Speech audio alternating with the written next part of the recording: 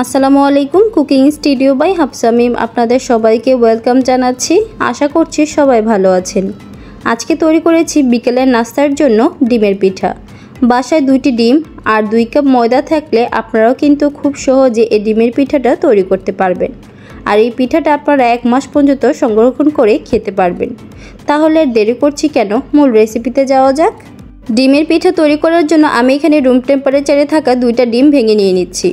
অবশ্যই ডিমটাকে রুম টেম্পারেচারে এনেই কিন্তু পিঠাটা তৈরি করতে হবে। এখন ডিমের মধ্যে দিয়ে দিচ্ছি 1/2 কাপ চিনি। আপনারা যেরকম মিষ্টি পছন্দ করেন সেই অনুযায়ী চিনিটা বাড়িয়ে কমেও ব্যবহার করতে পারবেন। দিয়ে দিচ্ছি পরিমাণ মতো লবণ। এখন এই সবগুলো উপকরণ একসাথে খুব ভালোভাবে মিশিয়ে নিব। হ্যান্ড উইক্স দিয়ে মিশিয়ে নিলে কিন্তু খুব তাড়াতাড়ি চিনিটা গলে যাবে। আপনারা চাইলে কাঁটা চামচ দিয়েও কিন্তু করে নিতে পারেন। চিনিটা গলে যাওয়া আগ পর্যন্ত এটাকে ভালোভাবে নেড়েচেড়ে মিশিয়ে নিব। প্রায় 5 মিনিট হ্যান্ড উইক্স দিয়ে নাড়াচাড়া করার পর কিন্তু চিনিটা ভালোভাবে গলে গেছে এবং ডিমের কালারটাও কিন্তু চেঞ্জ হয়ে গেছে। এখন এর মধ্যে অ্যাড করে দিচ্ছি 1.5 কাপ ময়দা। প্রথমে আমি 1.5 কাপ ময়দা দিয়ে ভালোভাবে মিশিয়ে নিব। পরে যদি ময়দা প্রয়োজন হয় তাহলে পরে অ্যাড করে দিব। এখন এর মধ্যে দিয়ে দিচ্ছি 1 টেবিল চামচ বেকিং পাউডার। লবণ কিন্তু আগেই ব্যবহার করেছি। এখন এই ডিমের সাথে খুব ভালোভাবে ময়দাটা মিশিয়ে নিচ্ছি। এই ডিমের পিঠাটা তৈরি করার সময় কিন্তু এক্সট্রা পানি মেশানো যাবে না। ডিমটা যতটুকু আপনারা ব্যবহার করবেন সেই অনুযায়ী ময়দাটা ব্যবহার করবেন। ডিমের সাথে ময়দাটাকে খুব ভালোভাবে মিশিয়ে নিয়েছি। এখানে আরও মনে হচ্ছে কিছু ময়দা অ্যাড করতে হবে। এখন এর মধ্যে দিয়ে দিচ্ছি 1/2 কাপ ময়দা।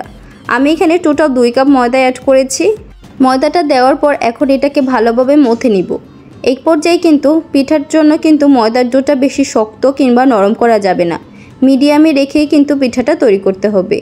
ময়দার ডোটাকে ভালোভাবে মথে নিয়েছি। এখন যেরকম সাইজে রুটি তৈরি করব সেই অনুযায়ী একটি লেচি কেটে নিচ্ছি। রুটি তৈরি করার আগে রুটির যেটার মধ্যে তৈরি করব সেটার মধ্যে কিছুটা ময়দা ছিটিয়ে এর মধ্যে দিয়ে দিচ্ছি। এখন এটাকে রুটি বেলে নিব। রুটিটাকে বেশি মোটাও করব না, বেশি পাতলাও করব না, মিডিয়ামে রেখেই কিন্তু রুটিটাকে বেলে নিব।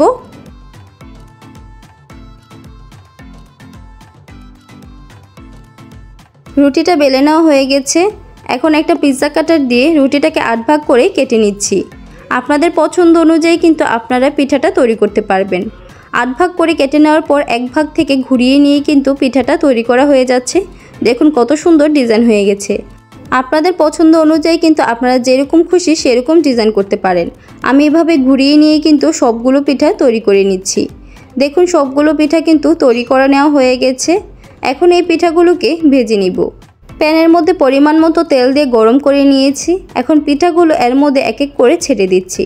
পিঠাগুলো দেওয়ার আগে কিন্তু গ্যাসের হিটটা মিডিয়ামে রাখতে হবে, না হলে পিঠাগুলো দেওয়ার সাথে সাথে কিন্তু পিঠাগুলোর মধ্যে কালার চলে আসবে।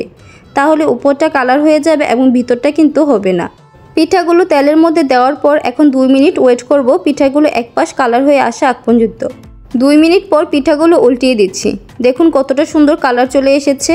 এখন আরও 2 মিনিট ওয়েট করব পিঠাগুলোর 2 পাশে খুব সুন্দর একটা কালার হয়ে আসা আগ পর্যন্ত। প্রায় পিঠাটাকে 4 মিনিট ভেজে নিয়েছি। খুব সুন্দর একটা কালার চলে এসেছে। এখন এই পিঠাগুলো তেল থেকে উঠিয়ে নিচ্ছি।